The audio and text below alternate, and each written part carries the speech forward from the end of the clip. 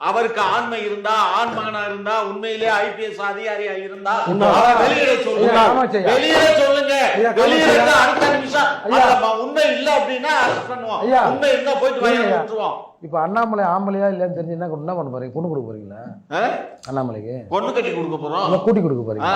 என்ன பேச்சு இது? என்ன பேச்சு இது? உங்களுக்கு என்ன வலிக்குது? அண்ணாமலை பேண்ட் அவுட் பாக்கலாம். உங்களுக்கே வலிக்குது. இல்ல நீங்க பேசுறது எப்படி? பேசுறது எப்படி? நீங்க சொல்றாருல ஆடியோ வெளியிட்டா தான் கைது பண்ணணும்னு. 30,000 கோடி ஆடியோ வந்தது இல்ல? வந்தது, வெளியே வந்தது, எல்லாம் போச்சு. இவங்க அது கேஸும் கொடுக்கல. ஒரு ஆள் சொல்றாரு, யோ அந்த ஆடியோவை நான் தான் வெளியிட்டேன். ஆடியோ வந்து யாரோ வெளியிட்டாங்கன்னு கூட இல்லை, நான் தான் வெளியிட்டேன். என்னன்ற போடு என் மேலன்றாங்கல்ல. அந்த சவுக்கு சங்கர் மீது 1000 வழக்கு போடப்பட்டது. இந்த மாதிரி ஒரு அவதூறா ஒரு ஆடியோவை இந்த ஆள் வெளியிட்டாரு, அப்படி ஏன் நீங்க வழக்கு போடல?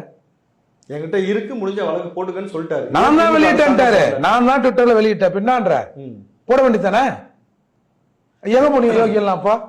இப்போ அக்கா கூட சொன்னாங்க 11 வருஷமா நாட்டை வந்து மோடி சீரழிக்கிறாருன்னு. ஏன்னா சீட்டு குலுக்கி போட்டாங்க. மோடி வந்து பிரைம் மினிஸ்டர் ஆனாரு. சொல்லுங்க, ராகுல் காந்தி, நம்ம ஸ்டாலின், இல்லை ஸ்டாலின் தான் ராகுல் காந்தி கூட இருக்காரு. ராகுல் காந்தி, மோடி 2 பேரும் சீட்டு குலுக்கி ஒரு குழந்தைய கூப்பிட்டு, ஏப்பா ஏற்றா தங்கம் அப்படியே வந்தாரு.